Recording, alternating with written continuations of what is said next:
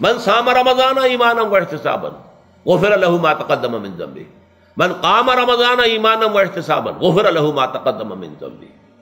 اب سوال پیدا ہوتا ہے قیام اللیل سے مراد کیا ہے؟ یہاں پہ میں تراویح کی کا جو پس منظر ہے وہ بیان کر دینا چاہتا ہوں۔ دیکھیے جیسا کہ ہم نے خطبے میں بھی دیکھ لیا، اللہ نے قیام اللیل جو ہے اسے فرض نہیں ٹھہرایا تطوعا، قرآن مجید میں بھی اس کا کوئی ذکر نہیں، احادیث میں اس کی تشویق و ترغیب پوری موجود ہے، ایک اور حدیث بھی ہم بعد میں پڑھیں گے اس پر۔ اس کا پس منظر کیا تھا کہ اس کو چھوڑ دیا گیا۔ اب ظاہر بات ہے مسلمانوں میں کمزور بھی ہیں، مسلمانوں میں وہ مزدوری کرنے والے بھی ہیں، روزہ تو فرض ہے ان پر، چاہے مئی کا مہینہ ہے اور گندم کاٹنی ہے، روزہ تو پھر بھی رکھنا ہوگا، یہ سب کچھ ہے، لیکن یہ کہ رات کو پھر کھڑے رہنا ان کے لیے جاگنا ممکن نہیں، لہذا ان کے اوپر یہ چیز فرض نہیں۔ حضور نے تراویح کی نماز یا قیام اللیل نہ اسے فرض قرار دیا، نہ اس کے بعد جماعت کوئی اہتمام کیا مستقل، صرف 3 راتیں آپ نے جماعت کروائی ہے، اس میں 8 رکعتیں آپ نے پڑھی ہیں کہ جو آپ کا معمول تھا تہجد کا وہ پڑھی، اور تہجد کے وقت ہی جماعت کرائی ہے۔ یہ ہے وہ حدیث۔ اس کے علاوہ کسی نماز تراویح جو ہے جو ہم پڑھتے ہیں 20 رکعتیں عشاء کے ساتھ متصل، اس کا کوئی ذکر نہ دور نبوی میں ہے نہ دور صدیق اکبر میں ہے۔ یہ دور حضرت عمر کی خلافت میں ہوا ہے، اور ہم نہیں کہہ سکتے کتنے سال کے بعد ہوا ہے۔ حضرت عمر رضی اللہ تعالیٰ عنہ کی خلافت کا دور جو ہے وہ تو 10 برس ہے، ہو سکتا ہے 5 برس کے بعد ہوا ہو، 6 برس کے بعد ہوا ہو، 12 ہوا ہے ان کے عہد میں۔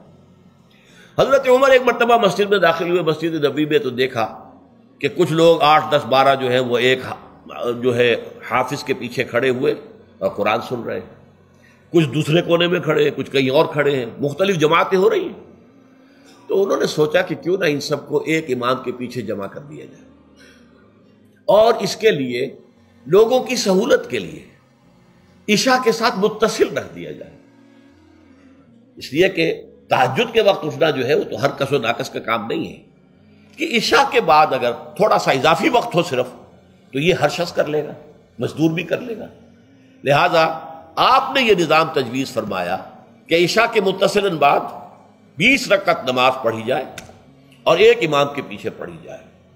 یہ گویا کہ اجتہاد ہے حضرت عمر رضی اللہ تعالی عنہ، اس کو آپ نے خود بدعت بھی قرار دیا ہے، لیکن بدعت حسنہ۔ بدعت کس اعتبار سے؟ لغوی اعتبار سے، نئی بات، اس لیے کہ حضور کے زمانے میں نہیں تھی، تو یہ اس طریقے سے ایک نئی بات ہے، لیکن یہ بات چونکہ بہت اچھی ہے، بہت عمدہ ہے۔ آپ جب یہ نظام چل پڑا تو ایک دن مسجد میں آئے، دیکھا کہ بڑی بھری مسجد ہے، صحابہ کھڑے ہیں اور ایک امام کے پیچھے قرآن سن رہے ہیں۔ آپ نے فرمایا نعم البدعۃ ھذہ، یہ جو ہم نے نئی بات شروع کی ہے یہ بہت اچھی ہے، بہت عمدہ ہے۔ اب یہاں سے فرق واقع ہو گیا ہے۔ ایک تو اہل تشیع جو ہے وہ تو ویسے ہی حضرت عمر سے بہت دشمنی رکھتے ہیں، عناد رکھتے ہیں، تو حضرت عمر کے اجتہادات سے انہیں نفرت ہے، انہیں دوری ہے، چاہے وہ کوئی سا بھی حضرت عمر کا اجتہاد ہو۔ ہمارے ہاں اہل حدیث حضرات بھی در حقیقت حضرت عمر یا کسی اور خلیفہ راشد کے فعل کو وہ سمجھتے ہیں کہ یہ ایگزیکٹو آرڈرز ہیں، یہ ہمیشہ کے لیے نہیں ہے۔ حضرت عمر نے اپنے دور میں ایک نظام قائم کیا، ان کے دور کے لیے ٹھیک تھا، یہ ہمیشہ کے لیے نہیں۔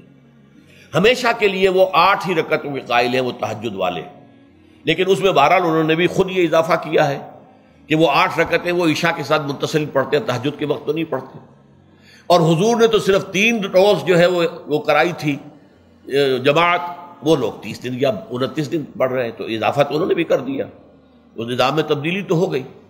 لیکن اہل سنت جو کہلاتے ہیں، ہمارے جو 4 جو ہیں، جو ہمارے مسلک ہیں، حنفی، مالکی، شافعی، حنبلی، ان کا اتفاق ہے اس پر حضرت عمر کا، کیونکہ ان کے سامنے اصول یہ ہے کہ حضور نے فرمایا علیکم بسنتی وسنت الخلفاء الراشدین المہدیین، تم پر لازم ہے کہ میری سنت کو پکڑو مضبوطی کے ساتھ، اور میرے خلفاء راشدین مہدیین جو ہیں ان کی سنت کو پکڑو۔ اس اصول سے یہ چاروں فقہیں جو ہیں حضرت عمر کے اجتہادات جو ہیں ان کو بھی پابندی سمجھتے ہیں کہ تمام عمر کے لیے قیامت تک کے لیے امت مسلمہ پر ان کی پیروی لازم ہے، لہذا اس میں اجماع ہے۔ اور یہاں تک کہ یہ سب سے آخری جو اس میں مسلک پیدا ہوا ہے زمانی اعتبار سے سب سے پہلے مسلک جو ہے حنفی پیدا ہوا ہے، پھر مالک کی پیدا ہوا ہے، پھر شافعی پیدا ہوا ہے، اور پھر حنبلی آخری ہے۔ اور امام احمد ابن حنبل بہت بڑے محدث بھی ہیں۔ مسند احمد ابن حنبل جو ہے وہ بہت بڑی کتاب ہے، بہت اہم کتاب ہے، جامع کتاب ہے۔ تو ان کے ہاں بھی 20 رکعتیں ہیں۔ چنانچہ حرمین شریفین میں، سعودی عرب میں، مکے اور مدینہ منورہ میں جو نماز تراویح ہوتی ہے اس کی 20 رکعتیں ہیں، لیکن اہل حدیث حضرات جو ہیں وہ اس 8 کے اوپر اکتفا کرتے ہیں۔ بہرحال یہ ایک اختلاف ہے جو میں نے اس کا پس منظر بیان کر دیا، لیکن اس 20 رکعت نماز سے ادا کرنے سے، جو کہ زیادہ سے زیادہ 50 منٹ یا 1 گھنٹہ لگتا ہے، اس سے وہ قیام اللیل کا حق ادا نہیں ہوتا۔ قیام اللیل کا تو کچھ اور ہی تقاضا ہے۔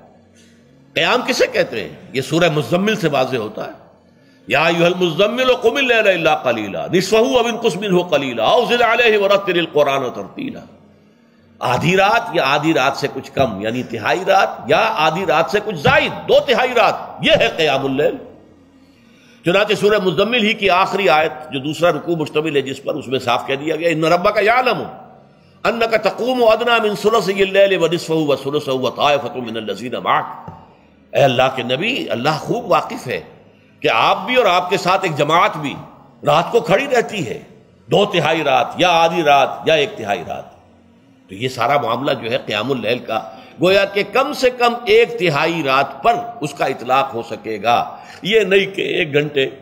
اب اس کے ضمن میں دیکھیے حدیث پڑھیے، تیسری حدیث ہے عن عبداللہ ابن عمرو ابن العاص رضی اللہ تعالی عنہ۔ یہ وہی عبداللہ ابن عمرو ہے جن کی میں نے آپ کو حدیث پہلے سنائی ہے۔ یہ ساری رات کھڑے رہتے تھے، پوری رات، اور ہر روز روزہ رکھتے تھے، جس پر حضور نے منع کیا، لا تفعل، مت کرو ایسا۔ رضی اللہ عنہما، یہ خود بھی صحابی ہیں اور ان کے والد عمرو بن العاص بھی صحابی ہیں۔ ان رسول اللہ صلی اللہ علیہ وسلم قال، کہ اللہ کے رسول صلی اللہ علیہ وسلم نے فرمایا، الصیام والقرآن یشفعان للعبد، روزہ اور قرآن بندے کے حق میں شفاعت کریں گے۔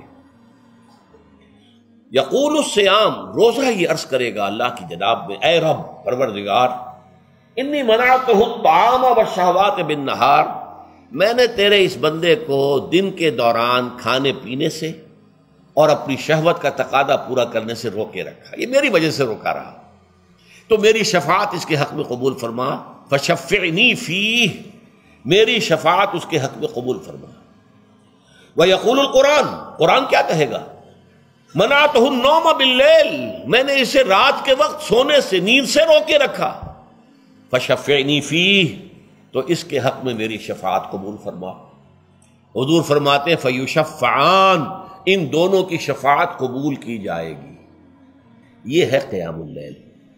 یہ قیام اللیل صرف تراویح کی نماز سے جو پڑھ لی جاتی ہے، اور ہمارے ہاں تو یہ ہے، وہاں کم سے کم یہ تو تھا، صحابہ کرام کھڑے ہوتے تھے تو جو قاری پڑھ رہا ہوتا تھا وہ ان کے دل میں اترتا جاتا تھا، اس کا مضمون اور مفہوم جو ہے ان کو معلوم ہے، لہذا وہ اس کی زبان سے نکلا ہوا ہر لفظ ان کے قلب کی گہرائیوں تک اتر رہا ہے۔ یہاں تو یہ ہے پیرٹ لائک حافظ ہے، اسے خود پتہ نہیں میں کیا پڑھ رہا ہوں، اکثر حفاظ جو ہیں وہ عالم تو نہیں ہوتے، اور جو سن رہے ہیں انہیں کچھ پتہ نہیں ہم نے کیا سنا ہے، تو ٹھیک ہے، کم سے کم ثواب تو انہیں ملے گا کہ انہوں نے وقت نکالا ہے، 1 گھنٹہ ہی اضافی صحیح، لیکن بہرحال اس کا وقت تو انہوں نے نکالا ہے، محنت کی ہے، کھڑے رہے ہیں، ثواب ملے گا۔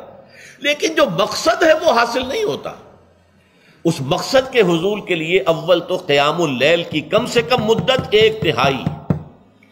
اگر کوئی شخص فرض کیجئے کہ اس کے ہاں کوئی اور انتظام نہیں ہے، جیسا کہ ہمارے ہاں ہم نے انتظام کیا ہے، بڑے بڑے شہروں میں دورہ ترجمہ قرآن، اس میں ہمیں 5 گھنٹے لگ جاتے ہیں، نصف شب کے قریب جو ہے معاملہ ہو جاتا ہے۔ اس میں کیا ہوتا ہے کہ ہر 4 رکعت سے پہلے جو اس کے اندر پڑھا جانا ہے حصہ قرآن کا، اس کا پہلے ہم مطالعہ کرتے ہیں بیٹھ کر، ترجمہ اور کچھ موٹے موٹے نکات کی جو ہے وضاحت، پھر کھڑے ہو گئے اور قاری صاحب کے پیچھے 4 رکعتوں کے اندر وہ 4 رکوع یا جتنے بھی ہیں پڑھ لی، سن لی، پھر بیٹھ گئے 4 کے بعد، پھر اگلی 4 رکعتوں کے اندر جو کچھ پڑھا جانے والا ہے اس کا ترجمہ، اس کی تفہیم ہو گئی، پھر کھڑے ہو گئے، پھر سن لیا۔ اس طریقے سے 5-6 گھنٹے میں تراویح ختم ہوئی، تو تراویح بھی ہو گئی، حضرت عمر کے اجتہاد پر عمل بھی ہو گیا، 20 تراویح ہو گئی، لیکن یہ ہے کہ اس کے ساتھ جو اصل غرض و غایت ہے قیام اللیل کی وہ بھی حاصل ہو۔ یہ ہم نے 17 سال پہلے شروع کیا تھا یا 18 سال پہلے، اور وہ انشاءاللہ اللہ کے فضل و کرم سے اب چل رہا ہے، بڑے بڑے شہروں میں ہو رہا ہے۔ لاہور میں جن مقامات پر ہو رہا ہے وہ تازہ جو ندائے خلافت ہے اس کے اندر آپ اس کی فہرست دیکھ لیں۔ کراچی میں تو اس سے غالباً 3 گنا مقامات کے اوپر وہ کام ہو رہا ہے، اور دوسرے شہروں میں بھی ہو رہا ہے۔ تو اس سے در حقیقت وہ غرض و غایت، وہ حکمت جو ہے پوری ہوتی ہے کہ یہ دونوں چیزیں پیرلل ہیں۔ من صام رمضان ایمانا واحتسابا غفر له ما تقدم من ذنبه ومن قام رمضان ایمانا واحتسابا غفر له ما تقدم من ذنبه۔ تو سیام اور قیام جو ہے ان دونوں کا حق ادا ہو جاتا ہے۔ تو یہ ہے شہر رمضان الذی انزل فیہ القرآن ھدی للناس وبینات من الھدی والفرقان فمن شہد منکم الشہر فلیصم ومن کان مریضا او علی سفر فعدۃ من ایام اخر یرید اللہ بکم اليسر ولا یرید بکم العسر ولتکملوا العدۃ ولتکبروا اللہ علی ما ھداکم ولعلکم تشکرون۔